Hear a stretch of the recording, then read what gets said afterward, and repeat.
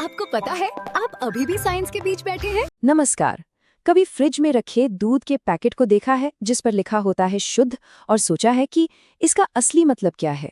आज हम अपने चारों ओर मौजूद पदार्थों के दिलचस्प दुनिया में गोता लगा रहे हैं और बस एक सवाल पूछ रहे हैं, क्या हमारे आसपास की चीजें वाकई में शुद्ध हैं? जवाब शायद आपको हैरान कर दे।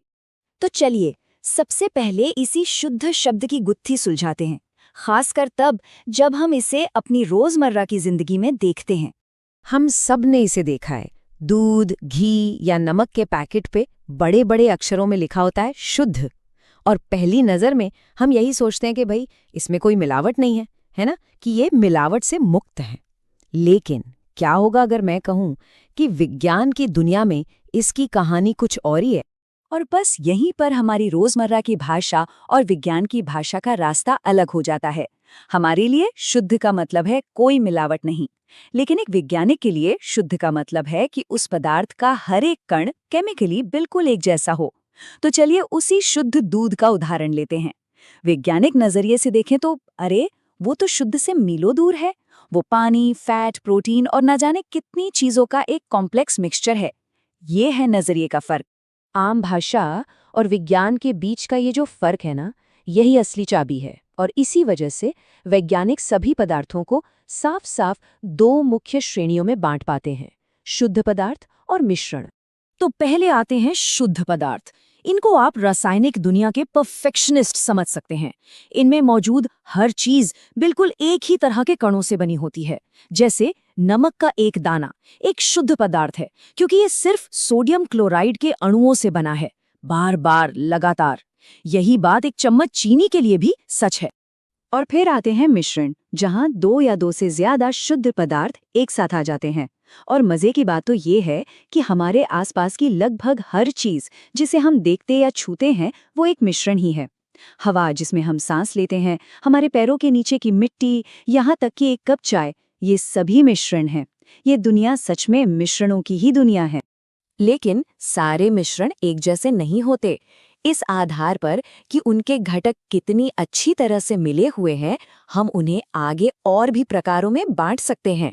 असल में इसके दो फ्लेवर हैं। पहले है समांगी मिश्रण, जहां सब कुछ इतनी अच्छी तरह घुल मिल जाता है कि वो एक ही चीज जैसा दिखता है। नमक के पानी के बारे में सोचिए, एक बार घुल जाने के बाद नमक के अलग अलग कण दिखते ही नहीं। फिर आते हैं विषमांगी मिश्रण, यहाँ अलग अलग हिस्सों को साफ साफ देखा जा सकता है। और इसका सबसे क्लासिक उदाहरण है तेल और पानी। उन्हें कितना भी हिलाओ, वो हमेशा अलग अलग परतों में बट ही जाएंगे। अब बात और भी दिलचस्प होने वाली है। हम एक कदम और आगे जा सकते हैं और मिश्रणों को उनके कणों के आकार के आधार पर भी बांट सकते हैं। और ये हमें तीन बहुत ही आकर्षक श्रेणियों की ओर ले जाता है। सबसे पहले है विलयन। ये वो समांगी मिश्रण है जिनके कण अविश्वसनीय रूप से छोटे होते हैं, 1 नैनोमीटर से भी छोटे। अंदाजा लगाइए, ये इतने छोटे हैं कि एक इंसान के बाल की चौड़ाई के बराबर अरबों कणों को एक साथ रखना पड़ेगा। इसीलिए वो स्थिर होते हैं, कभी नीचे नहीं बैठते और प्रकाश को बिना फैलाए सीधे गुजरने देते हैं। नमक का पानी इसका एक सटीक उदाहरण है। फिर आता है निलंबन। ये एक विषमांगी मिश्रण है। इसके कण काफी बड़े होते हैं, जिन्हें हम आसानी से देख सकते हैं। अगर इसे थोड़ी देर के लिए छोड़ दिया जाए तो कण नीचे बैठ जाते हैं। ये अस्थिर होता है, जैसे पानी में चॉक पाउडर। इसे छानकर अलग भी किया जा सकता है। और आखिर में आते हैं कोलाइड, और ये वाकई कमाल के हैं। ये हैं मिश्रणों की दुनिया के बहरूपीय। दिखते तो समांगी हैं, एक विलयन की तरह, लेकिन तकनीकी रूप से ये विषमांगी होते हैं। इनके कण विलयन से तो बड़े होते हैं, लेकिन निलंबन की तरह नीचे बैठने के लिए बहुत छोटे होते हैं। और इनकी सुपर पावर, ये प्रकाश की किरण को फैला सकते हैं। दूध एक ऐसा ही कोलाइड है जिससे हमारा रोज सामना होता है। इनकी सीधी तुलना सबसे मुख्य अंतरों को सामने लाती है। सारा खेल कणों के आकार का है। विलयन में सबसे छोटे कण, निलंबन में सबसे बड़े और कोलॉइड ठीक बीच में। और ये आकार ही सब कुछ तय करता है कि वे स्थिर रहेंगे या नीचे बैठ जाएंगे, और सबसे महत्वपूर्ण कि वे प्रकाश के साथ कैसा व्यवहार करेंगे। ध्यान दें कि निलंबन और कोलाइड दोनों टिंडल प्रभाव दिखाते हैं, जो विलयन में नहीं होता। तो ये टिंडल प्रभाव आखिरकार है क्या, और ये प्रकाश के रास्ते को विजिबल क्यों बना देता है? ये है टिंडल प्रभाव एक्शन में। जब प्रकाश की किरण कॉपर सल्फेट जैसे विलयन से टकराती है तो वो सीधे गुजर जाती है, लेकिन जब वही किरण दूध जैसे कोलॉइड से टकराती है तो प्रकाश की तरंगें बड़े कणों से टकराकर सभी दिशाओं में बिखर जाती हैं और अचानक प्रकाश का पथ खुद ही दिखने लगता है, मिश्रण के बीच से एक चमकता हुआ रास्ता। और ये सिर्फ एक लैब की ट्रिक नहीं है, ये प्रकृति के सबसे खूबसूरत नज़ारों में से एक है। कभी किसी घने जंगल में पेड़ों के बीच से आती सूरज की उन शानदार किरणों को देखा है? वो टिंडल प्रभाव ही है। हवा में मौजूद पानी और धूल के छोटे छोटे कण एक कोलॉइड के रूप में काम करते हैं, सूरज की रोशनी को बिखेरते हैं और उन जादुई दिखने वाली किरणों को बनाते हैं। ठीक है, तो हमने मिश्रणों को काफी गहराई से समझ लिया है। याद है हमारी शुरुआती रूपरेखा? अब पदार्थ की उस दूसरी मुख्य श्रेणी पर वापस लौटते हैं, शुद्ध पदार्थ। आखिर ये किस चीज से बने होते हैं? शुद्ध पदार्थ दो रूपों में आते हैं। पहला है तत्व। तत्वों को आप ब्रह्मांड के फंडामेंटल बिल्डिंग ब्लॉक्स की तरह सोचिए, पदार्थ की दुनिया के लेगो ब्लॉक्स। आप उन्हें किसी भी रासायनिक प्रक्रिया से और सरल चीज में नहीं तोड़ सकते। तांबा सिर्फ तांबा ही है, ऑक्सीजन सिर्फ ऑक्सीजन है, ये हर चीज का आधार है।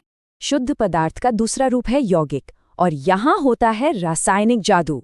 जब दो या दो से अधिक तत्व एक निश्चित अनुपात में रासायनिक रूप से जुड़ते हैं तो वे कुछ पूरी तरह से नया बनाते हैं। सबसे जरूरी बात यह है कि एक यौगिक अपने मूल घटकों जैसा बिल्कुल नहीं होता। पानी को ही लीजिए, H2O, ये दो विस्फोटक गैसों हाइड्रोजन और ऑक्सीजन से बना है, लेकिन जब वे जुड़ते हैं तो वे एक साफ जीवन देने वाला तरल बनाते हैं। ये एक पूरा का पूरा ट्रांसफॉर्मेशन है। लोहे और सल्फर के साथ ये क्लासिक प्रयोग इस अंतर को पूरी तरह से दिखाता है। पहले हम उन्हें बस एक साथ मिलाते हैं। ये एक साधारण मिश्रण है। लोहा अभी भी लोहा है, सल्फर अभी भी सल्फर है, इसलिए एक चुंबक का इस्तेमाल करके लोहे के बुरादे को आसानी से बाहर निकाला जा सकता है। लेकिन फिर हम गर्मी देते हैं, एक रासायनिक प्रतिक्रिया के लिए ऊर्जा। परमाणु खुद को फिर से व्यवस्थित करते हैं और एक पूरी तरह से नया पदार्थ आयरन सल्फाइड बनाते हैं। और देखिए, चुंबक अब काम नहीं करता, मूल गुण गायब हो गए हैं, हमने एक यौगिक बना दिया है। तो आइए इस महत्वपूर्ण अंतर को संक्षेप में समझते हैं। एक मिश्रण में घटक बस एक साथ रहते हैं और अपनी पहचान बनाए रखते हैं। उन्हें भौतिक तरीकों से अलग किया जा सकता है।